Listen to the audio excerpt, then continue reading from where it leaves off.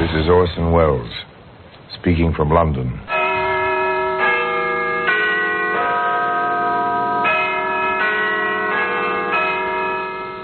The Black Museum. Here, in a grim stone structure on the Thames, which houses Scotland Yard, there's a warehouse of homicide, where everyday objects, a simple glass, a piece of rope, a woman's handkerchief, all are touched by murder.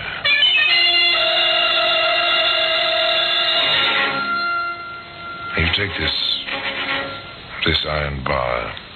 It's a familiar object. The handle of a jack. If you own a car, you have a jack handle. Maybe you've used it, but never, I trust, like this.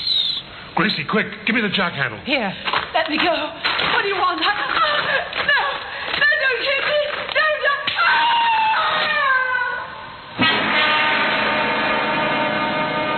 Today, you'll find that jack handle in the Black Museum.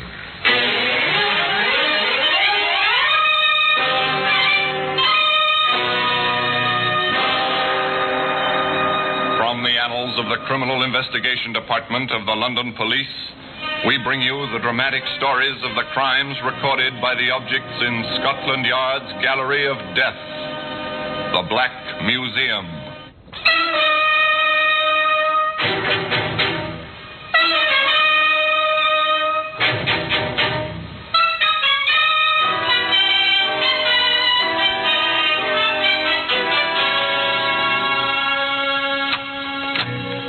Here we are, the Black Museum. A few yards from here, the Thames laps at the riverside of Scotland Yard. But you never know it in here. Not in this long, dim, stone-arched room. It's a kind of mecca, a goal to be reached by students of crime and criminology the whole world over.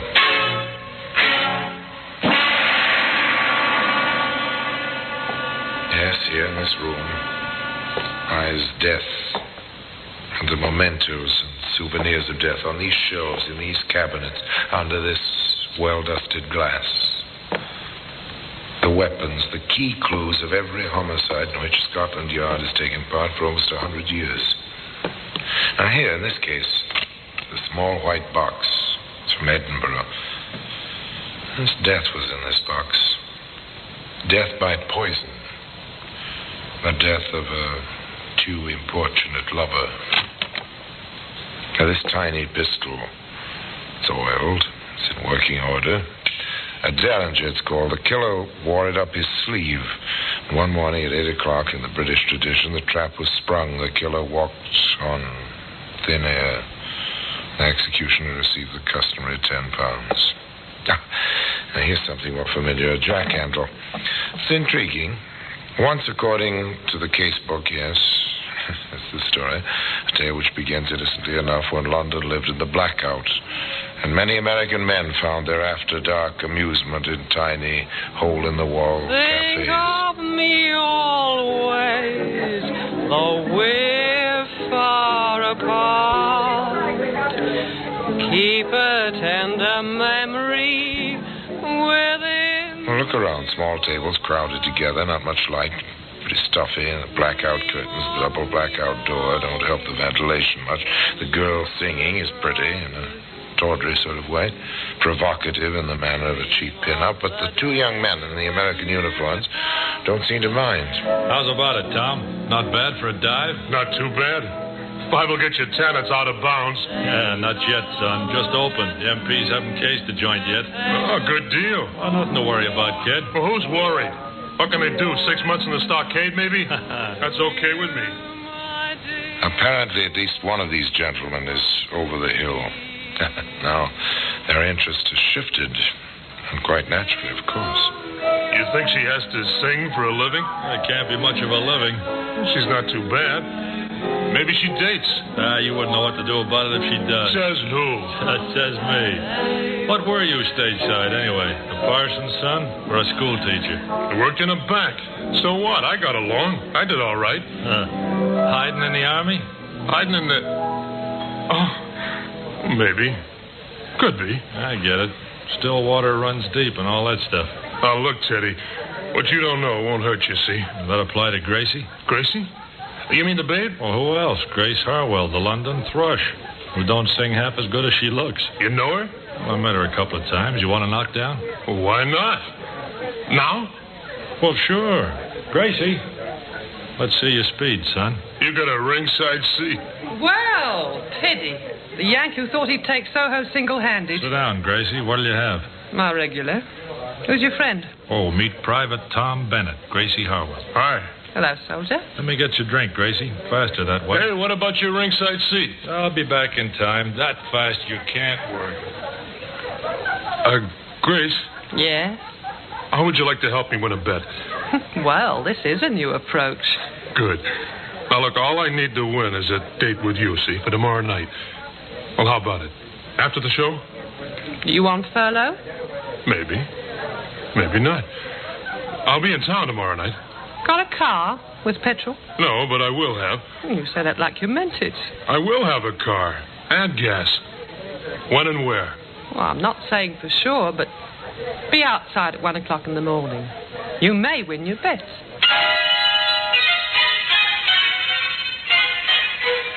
So they met. That was the beginning. Next morning, Tom was at the appointed place, complete with jeep and fuel. Hi, Gracie. Hello, soldier. Come on, climb aboard. Where'd you get it? Let's say I borrowed it. Shall we go? Why not? A boy, a girl, a jeep. In the London blackout without benefit of cherry planes and bombs. A time to relax, to make an impression on the girl. The former bank clerk made his play to the girl who sang club dates on the seamy side of London. It's too bad. No moon tonight. The moon means bombers. At this point, that's not too bad. Oh, that's silly. Oh, look, bombers mean there's a war on. No war, I wouldn't be here. Oh, what's good about that, being here? I could itemize. One, I met you. Let's leave it at that. You start early. That's the States. Don't waste time. You didn't waste time borrowing the Jeep. What's one Jeep, more or less? I worked in the carpool. I know my way around. You must. You went back to get the car. What are you getting at, sister? The car is out without a pass. So are you. Smart girl. I know my way around. Want to sell the Jeep? I know a fellow will give you a good price. No, I need it. What for? Business. What kind of... Look out! That bike! Gee, thanks. Oh, That's no place for a bike this time of night. Nor the girl on it. what kind of business? I have a small problem. Being out without a pass, I don't get paid. Oh. Money's necessary even in wartime. I had my ways back in L.A. Hmm? Los Angeles to you. But I need a car. You get it, Gracie? Now, if you'd like a small demonstration, we can... You know, a man boasts to a girl and decides to make good the boast. This very modern variation on that theme consisted of stopping the Jeep, the side of the road, cutting the engine, waiting. Half amused, half interested, the girl sat quietly as the soldier climbed out of the car and stationed himself in the shadows. Along the road came the bicycle, the girl on it pedaling swiftly, her thoughts 1,000 miles away. She drew alongside the parked, half-hidden Jeep. Okay, sister, I'll take that bike. Hey, what's the idea? I've got to get home. I want that bike, you hear? I won't give it. Shut up. You want one across the mouth? Oh, no. You leave me alone. You leave me alone. You leave me alone. How was that, Gracie? And she left her bag. There ought to be enough left in it for a couple of beers. So that's the way you do it in L.A. Yeah. You're all right, Tommy. Only next time, let's crack it for more than the price of a couple of beers.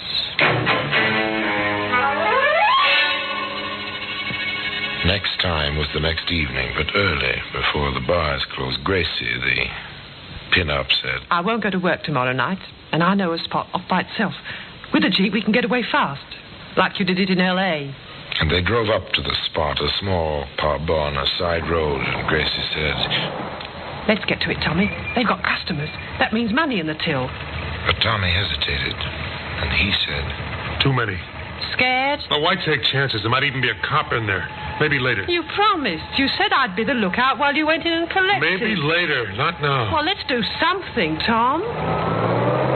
We'll find something. You want a thrill? We'll find something. They drove away. A well-lighted, well-populated pub was not to Tom's liking. He preferred the dark roads, the byways, the lone victims. But Gracie wanted her thrill. Tom found it for her.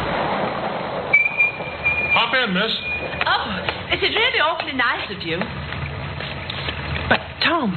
You wanted a thrill, baby. Well, you'll get it. Where are you headed, miss? Well, out to Kingston, if it's on your way. Yeah, it's on our way. You all set? Let's go. Two girls and a boy racing along the unlighted road toward Kingston. Not much conversation. There never is, with a hitchhiker in the car. Tom drove. Gracie waited. River flowed close to the highway. Black glass. Silent in the starlight. What's wrong? I think I have a flat. Oh, I didn't hear it. I said I think I have a flat. Oh, yes. It does feel off a bit. The Jeep, I mean. Felt like the left rear. Can I help? If you'd get out, miss.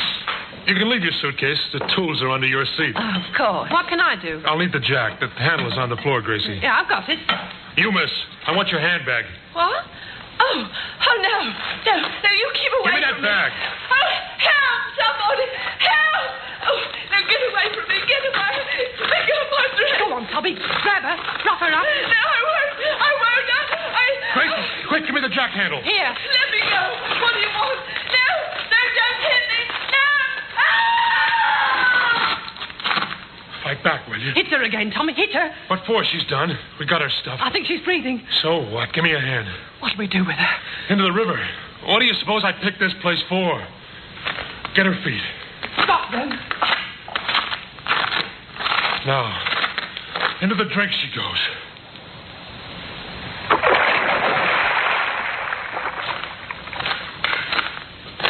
Oh, Tom. Well, did you get a thrill out of that, baby? That's the way we do it in L.A. Knock them over and dump them someplace where they won't be found. Okay, let's get going, Gracie. We got places to go and things to do tonight. Nice, clean fun. The end of that night's work was a jack handle. A jack handle. It lies today in the Black Museum. In just a moment, we will continue with The Black Museum, starring Orson Welles.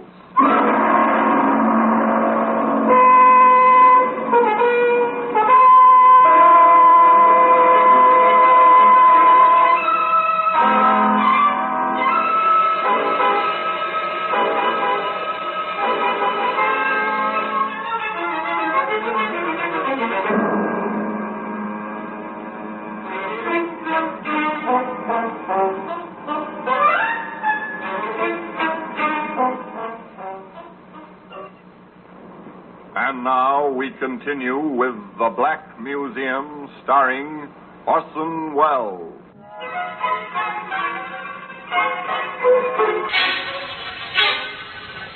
It was to be some time before the jack handle came to rest in the Black Museum. A trail of blood and misadventure was yet to be blazed through wartime London. Tom and Grace were amateurs at crime like this, but they knew enough to cover their tracks. They ditched the Jeep, parking it in a rubbed street. They took cover during daylight, but night and the blackout were their cloak as they prowled for further victims.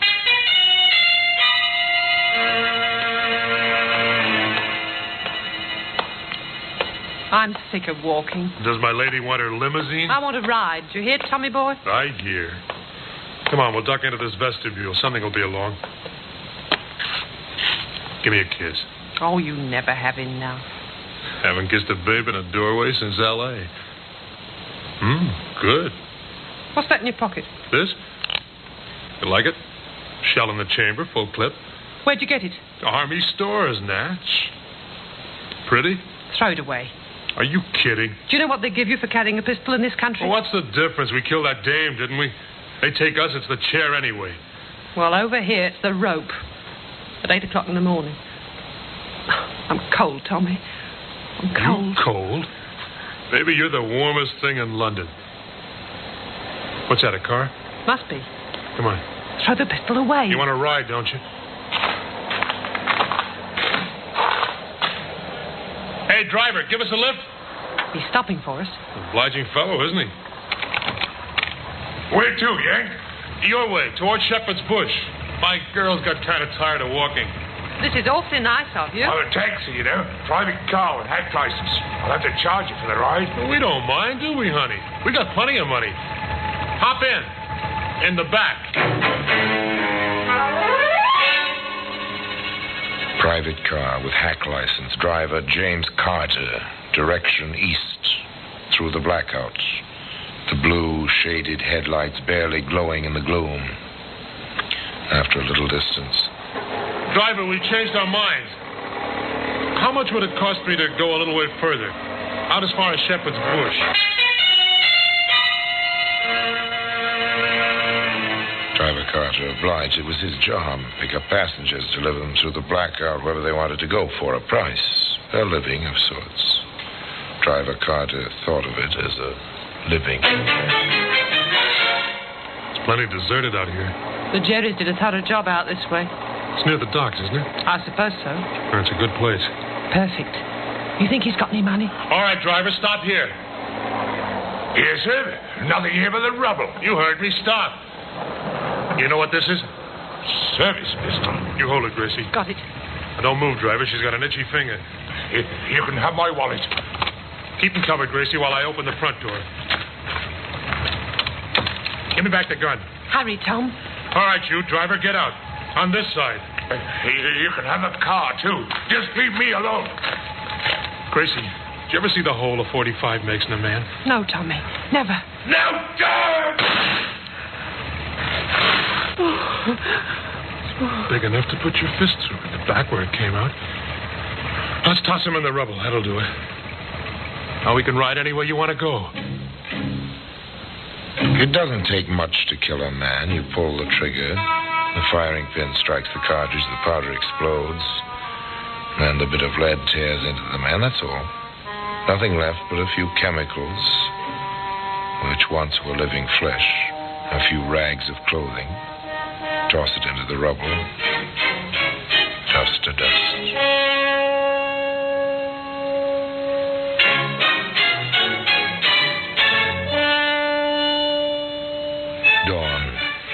Dawn comes to the warring city. The sun touches the rubble. The sun moves warmly over the cold rubble, over the dead. The night watchers start home. The fire wardens, weary but relieved after a quiet night, take a shortcut toward their breakfasts and a few hours' sleep. Margie, hey, what's that? Body, seems like. This area was cleared out months ago. He's fresh, that one. Let's have a look, shall we? They had their look. It wasn't pleasant. Shot. Through the chest. Stay here. I'll find a call box. The fire warden placed his call. He rang straight through to Scotland Yard. A short while later, a man picked up the telephone on his desk. Inside the Greystone building on the Thames. Inspector Mason here. Sergeant Davis, sir. Go ahead, Sergeant. The body found in the East End, sir, shot to death. Large caliber from the size of the wound. Probably a service pistol. Identified as yet? The identity papers are still on him, sir. James Carter, taxi driver, private car registration, tag number RD7445. The car? No sign of it, sir. Tire marks in the road. It's a thoroughly bombed area, sir. Very little traffic. Another one. Very well. Send out the usual teletype. Description of the car. You know, check for relations, friends of the deceased. Well, that's all we can do for now. Routine. The teletype to all police stations. The constables memorize the details of where they go on patrol. London is a big, sprawling city. The blackout isn't any help. That's all for now.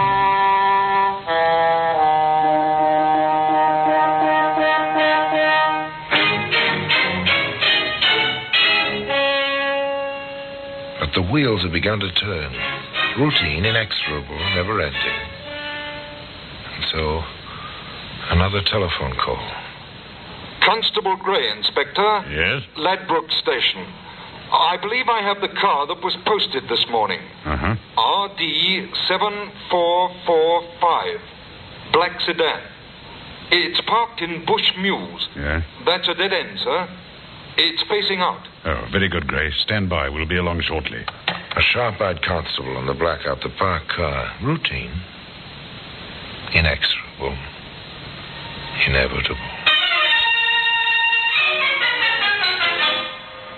Cut your engine, Sergeant. This'll do it. Yes, sir. Usual routine.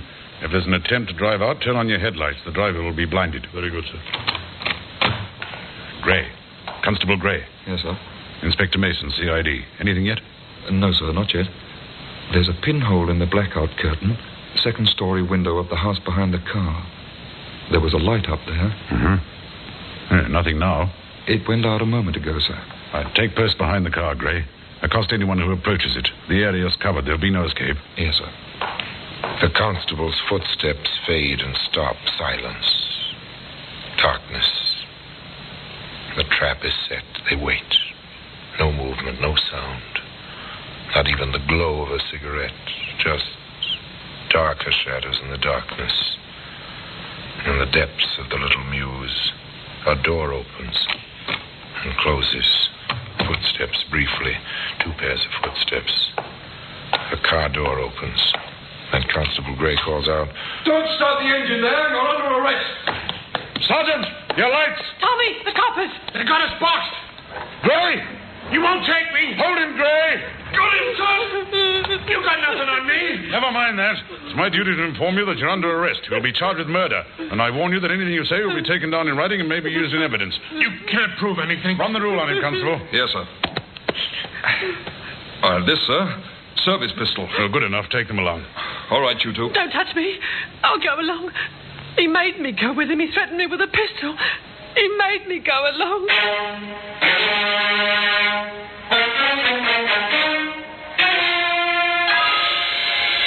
That was her cry. All through the trial, which followed swiftly. That was the plea of the tawdry little pin-up from the seamy side of London. He made me do it. He hit me, showed me his pistol. He made me do it. What of the robberies, the cheap, shilling-sized robberies? Yes, I took that girl's purse. I went through the driver's wallet before we left his body, but he made me do it. You've got to believe me. He made me do it. There were other, far less hysterical witnesses, men who spoke with a calm certainty of truth. There was the ballistics expert.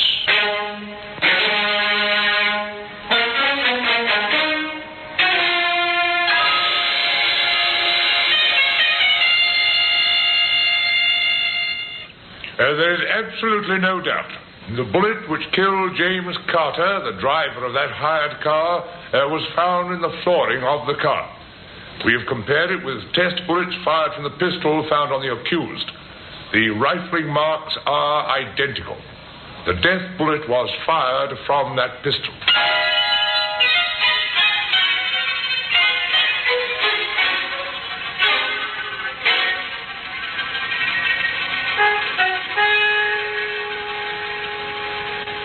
Tom Bennett, accused of murder, wanted for desertion by the United States Army, former bank clerk. He played his role defiantly. I tell you, she's framing me. This whole deal was her idea. You should have seen the bang she got when she watched what was going on. Now she's trying to pass the buck to me. And with customary thoroughness, Scotland Yard turned up a surprise witness. Yes, those are the two. She gave him the jack handle and he hit me with it. They threw me in the river. The lorry driver found me. I know them anywhere. He made me go along. He made me. I'll prove it. I'll show you where we left the Jeep. The jack handle's still in it.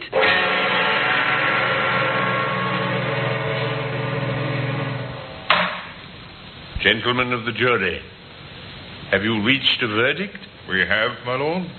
Let the prisoners face the jury. What is your verdict? We find both defendants guilty of murder and add a recommendation of mercy for the female prisoner.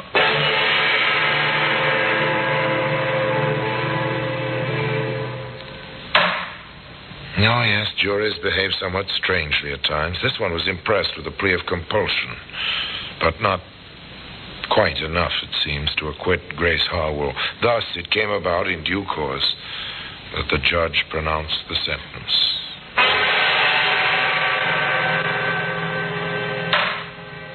Thomas Bennett, you have been found guilty of murder.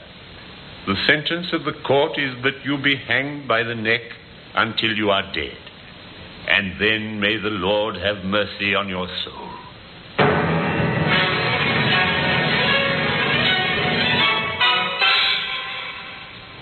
On Grace Harwell, the judge pronounced the same terrible sentence.